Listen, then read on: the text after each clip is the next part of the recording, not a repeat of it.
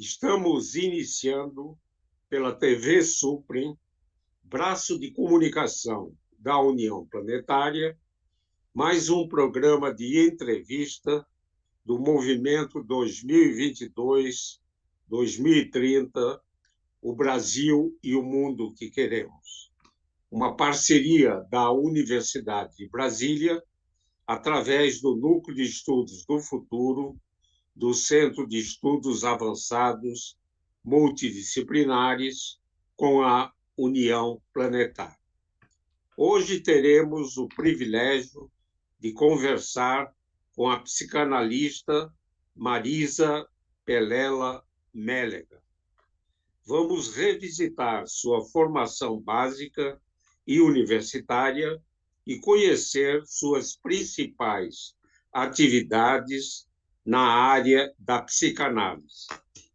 A nossa convidada nasceu na Itália e é formada em medicina pela Universidade de São Paulo e é psicanalista pela Sociedade Brasileira de Psicanálise de São Paulo desde 1980. É doutora em Língua e Literatura Italiana pela Universidade de São Paulo. Atua como analista de data, analista de crianças e adolescentes. Fundou e dirigiu o Centro de Estudos Psicanalíticos Mãe, Bebê, Família, em São Paulo. Ministra cursos observacionais e formação em psicoterapia psicanalítica da infância e adolescência, segundo o modelo Tavistock-Marta Harris. Também promove pesquisas em observação mãe-bebê, na International Psychoanalytical Association. É autora de artigos científicos, capítulos de livros e livros. Muito obrigado, doutora Marisa Pelela Mélega, por ter aceito ao nosso convite. Na minha primeira indagação, pediria para revisitar a sua infância e juventude, sua educação básica e universitária e os caminhos que a levaram a atuar na área de psicanálise. Muito bem, muito obrigada pelo convite, obrigada pela equipe que está aqui trabalhando para esta entrevista, além do... O professor é amigo de infância minha. Eu digo isso, por isso que eu vou chamá-lo às vezes de Isaac, desculpem. A minha primeira infância foi na Itália, mas assim que cheguei, eu continuei meus estudos e conheci o professor Isaac Reutemann, e aí eu tentei refazer um núcleo de amigos, seria da segunda infância, no qual o Isaac faz parte. Aliás, ele está mencionado nesse livro, que fala da minha primeira infância na Itália e a vinda para o Brasil. O Isaac pergunta por que eu enveredei pelos caminhos da psicanálise. Bom, em primeiro lugar, a questão de instinto epistemofílico, que todo mundo pode ter, grande, ou médio, ou pequeno. Ou seja, a necessidade e impulso a conhecer. E, no caso, o que eu tinha como grande impulso era conhecer a vida mental. Nesse pequeno livrinho que eu acabei de mostrar, eu digo, o título dele, na verdade em português, porque ele está bilíngue, foi lançado também na Itália, Nem todas as coisas tinham um sentido naquele tempo. Para dizer de uma criança que estava às voltas com um sistema social bastante turbulento, porque eu nasci durante a Segunda Guerra Mundial, e a imigração também continuou. mantendo essa turbulência. Então, esta é a minha primeira parte, que eu acho que eu estou, de algum modo, rapidamente respondendo ao Isaac e essa entrevista, e, portanto, avançando nos estudos, o que me sobrou realmente na época foi estudar medicina. A medicina estuda o corpo humano e logo depois eu vi que o corpo humano era interessante, mas eu me interessava mais pela vida mental. Aí tem umas perguntas que eu acho que estão embutidas neste comentário todo do professor Isaac, que é o seguinte: eu, no início da minha vida médica, eu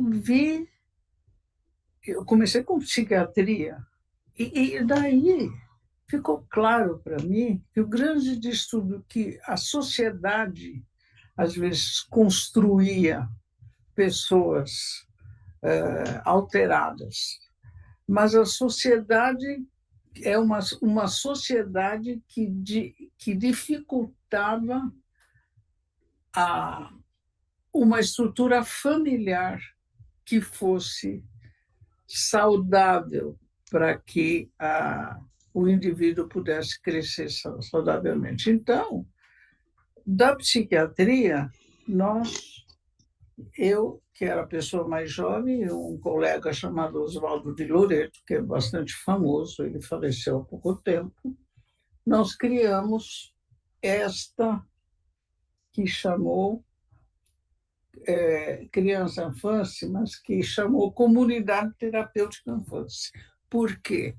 Porque nós estávamos praticamente convencidos de que os hospitais psiquiátricos e até o Basálea esteve aqui no Brasil a nosso convite, não propiciavam condições para que a pessoa se recuperasse, né?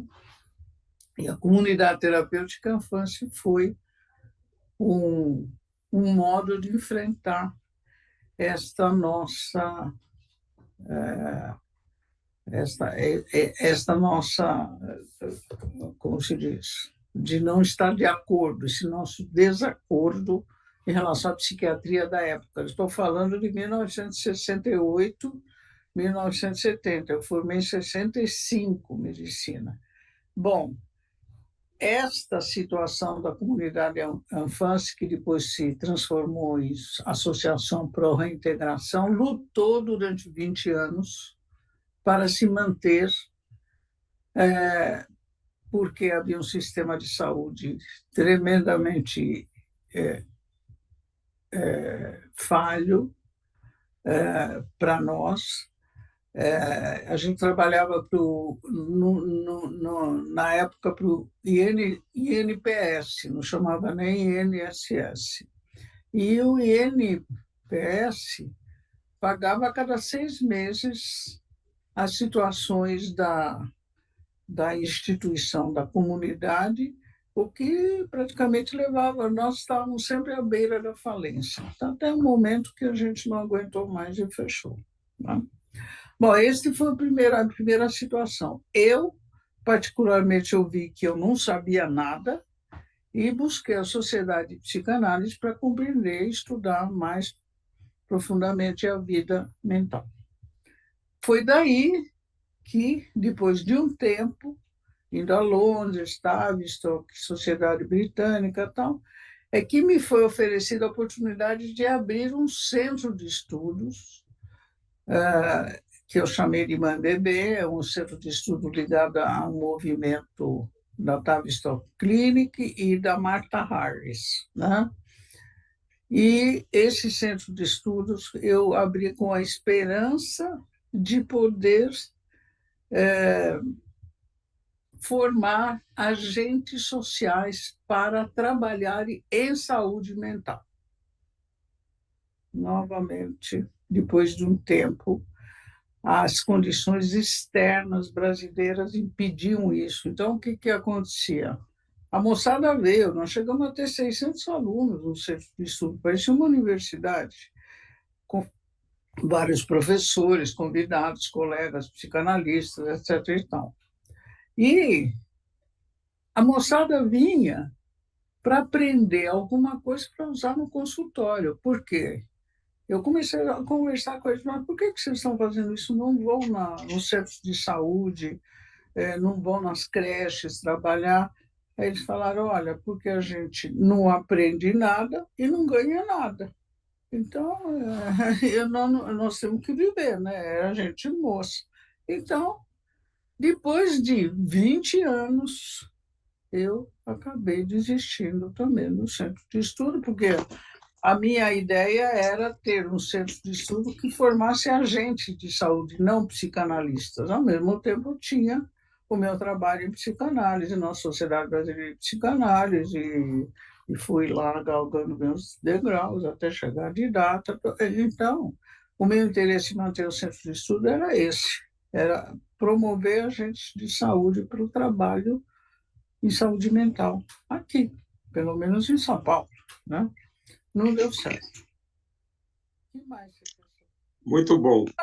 Eu fiquei um psicanalista, simplesmente trabalhando, dando aula, seminários, isso sim, escrevendo, e foi isso. Eu não sei como é que estão as condições brasileiras atualmente, mas é difícil. Eu não vou entrar em outros méritos, porque eu nem sou uma pessoa altamente politizada, mas é difícil quando a, a situação técnica do Estado é movimentada a cada governo. Cada governo muda tudo.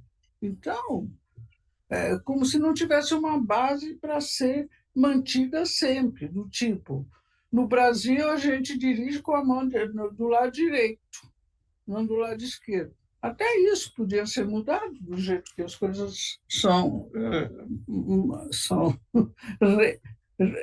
como é que fala? São reinventadas. Tem hora realmente que parece que vai ser reinventada a roda aqui no Brasil, né? Mas eu vou fechar esse capítulo, porque senão vou entrar em situações que não tem nada a ver com essa entrevista.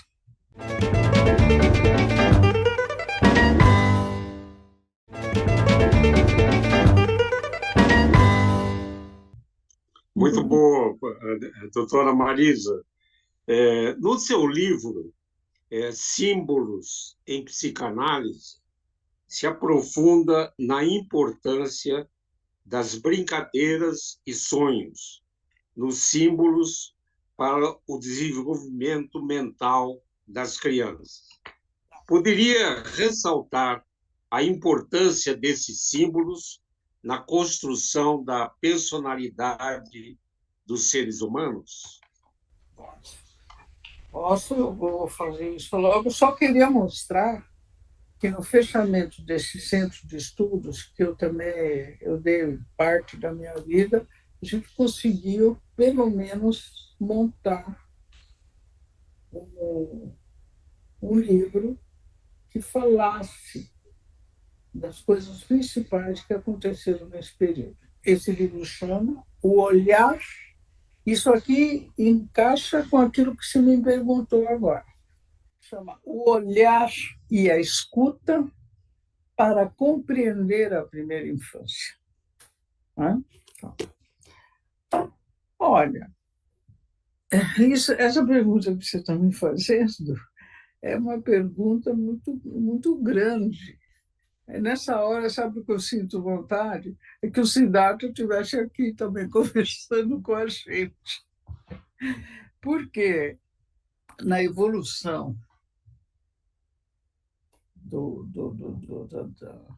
desde os nossos ancestrais, a gente já tinha mente, né? Ou seja, a partir do momento que o ser humano deixou de ser governado só pelo instinto, os animais sabem tudo, como fazer qualquer coisa, né? Nós não, porque nós temos um prolongado período de dependência, de sermos cuidados, que é o primeiro ano do bebê, né? Até começar a andar e falar. E aí, em função desta situação, é que se criou uma mente simbólica. Como uma mente simbólica? Como assim? Não, quer dizer, a criança começa a aprender, primeiro por imitação, depois a dar algumas representações do que ela está sentindo através de palavras ou através de gestos, né? Muito frequente. Quem olha para uma criança pequena, eu sei que o doutor Isaac, o professor Isaac, ele gosta muito de conviver com a primeira infância. Eu já tive a oportunidade de estar presente, inclusive, além de muitas outras preocupações, mas ele tem um tino para e quase que uma paixão de ver como é que o ser humano vai crescendo na inteligência. Não uma inteligência cognitiva, aquela que a gente aprende a fazer coisa, aprende a falar, aprende a andar, aprende a construir coisa, aprende a fazer desenho, mas também a inteligência que vem da emoção. E a emoção e o intelecto, na verdade, não podem ser separados. Então, como é que acontece esse livro que eu escrevi recentemente? Ele é um livro muito para contestar o uso que os psicanalistas fazem de símbolo. Quando fala em símbolo, fala, é o símbolo, sim, o símbolo que vem da cultura, os mitos, os signos, mas nós trabalhamos com outro tipo de símbolo. Que símbolo?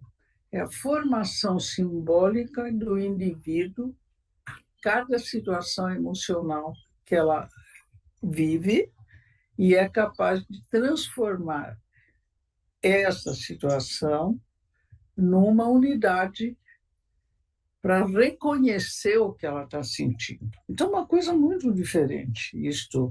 Então, esta situação, ela acontece desde o início da vida. Antes, durante muito tempo, em psicanálise se dizia que símbolo, simbolização é quando chegava a pessoa a conseguir falar. De jeito nenhum. Muito antes. Existe toda a linguagem pré-verbal, que é uma formação simbólica, como simbólica, que o indivíduo vai anexando ao seu.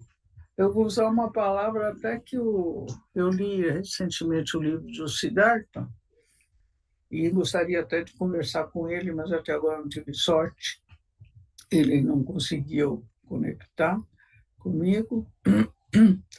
Uma catraca, assim como tem uma catraca cultural que faz com que o homem possa sair da caverna e começa a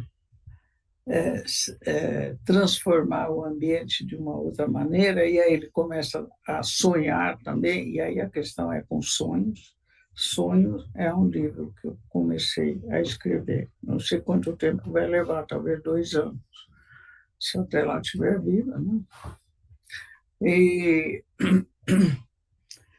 Então,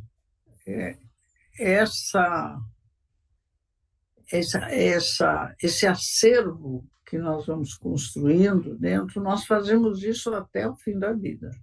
E aparece essa formação simbólica muito claramente nos sonhos, na medida que nós podemos compreender essa linguagem, porque a linguagem dos sonhos é uma linguagem, às vezes, completamente absurda. Não, se usar o mesmo vocabulário da linguagem de a gente quando está acordado, e, na verdade,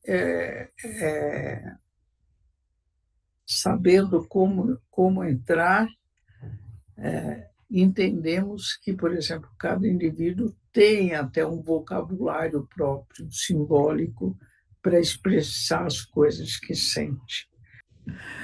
Então, a pergunta que eu faço em relação a essa trajetória que o professor Isaac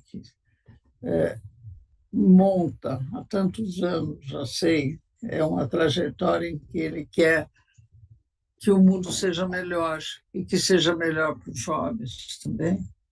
A minha pergunta é quais são os pilares desse trabalho, nessa trajetória, para ele conseguir chegar a algum resultado, porque eu entendo perfeitamente que eu também lutei com a saúde, em relação a ter, por exemplo, uma saúde mental mais organizada, mais humana, e, na verdade, eu um pouco consegui, em termos assim mais sociais. E acabou que o que eu faço eu cuido do meu pedaço, né? Eu faço aquilo que eu acho que tenho que fazer, mas eu não sei que repercussão pode ter isso. Eu ensino, né? Os analistas que querem se tornar analistas, eles vêm e recebem seminários e tudo mais. Então, a pergunta ao professor Isaac seria de que modo ele está trabalhando, até tenho curiosidade, ao fazer essa pergunta, de saber de que modo ele pode, quais são os passos que ele vai dando junto com o pessoal para conseguir uma melhorar o mundo. Isso Bom, antes. se invertemos, agora eu estou sendo entrevistado e tenho que responder uma pergunta, né? Na minha visão, Marisa, através da educação, né? Que começa ali lá nas primeiras horas de vida das pessoas, né? Uma educação não para preencher Olá, as funções do mercado de trabalho, ou uma educação para ter uma ascensão social, né? Uma educação que eu chamaria humanista, né? No sentido de poder conviver com tudo que esteja ao nosso redor, né?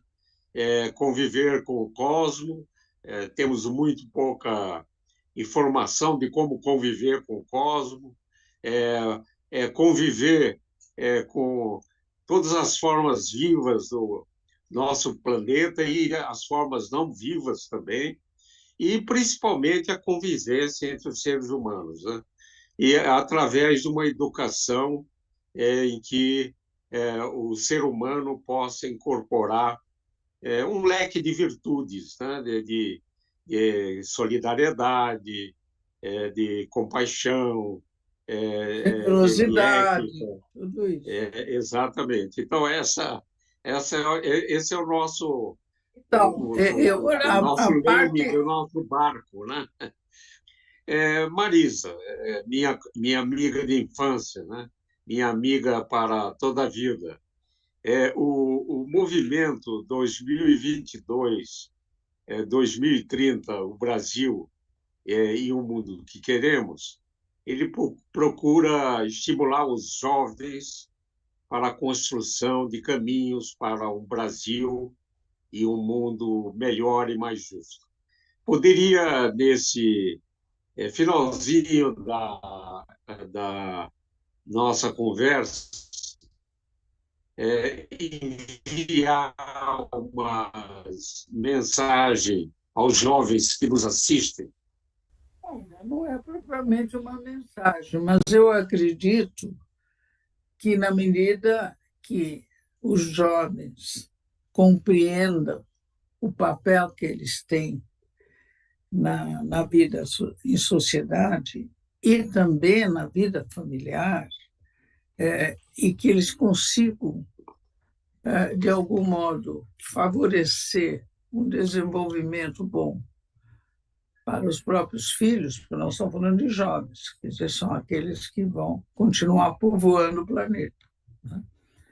Eu acho que a mensagem seria esta: olhe a importância que tem a, a criação de um ser humano, porque pelo menos você pode contribuir fortemente para uma vida melhor no futuro. Eu estou falando isso porque eu tenho, evidentemente, uma experiência de ouvir muitas coisas de família, de mães, de pais, e às vezes trazem crianças aqui no consultório, que estão completamente sem condição de compreender essa função que é tão importante.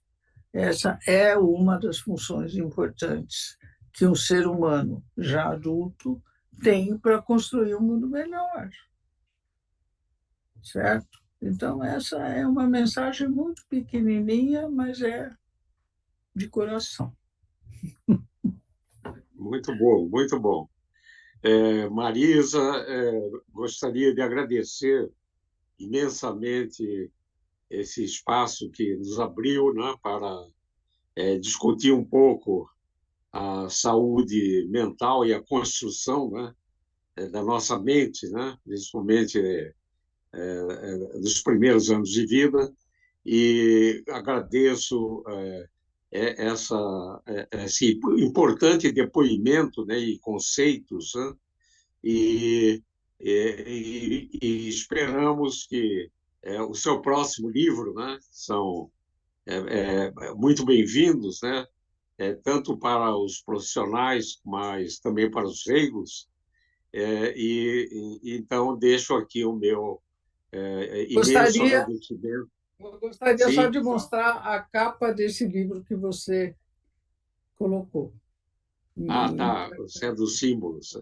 Ok, muito a bom. capa, não, mas não é comercial, não. A capa Ah, significa certo. que no encontro pode surgir uma cintila que ilumina um caminho para o indivíduo. Muito bom.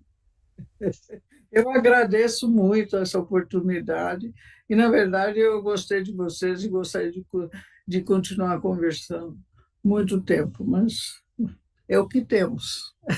Certo. Muito obrigado, Muito Marisa. obrigada. Esse e outros programas do Movimento 2022-2030, o Brasil e o Mundo que Queremos, podem ser acessados no canal YouTube do canal Supre. Gostaria de agradecer imensamente a atenção de todas e todas que estiveram com a gente e voltaremos a nos encontrar em uma próxima oportunidade. Até lá!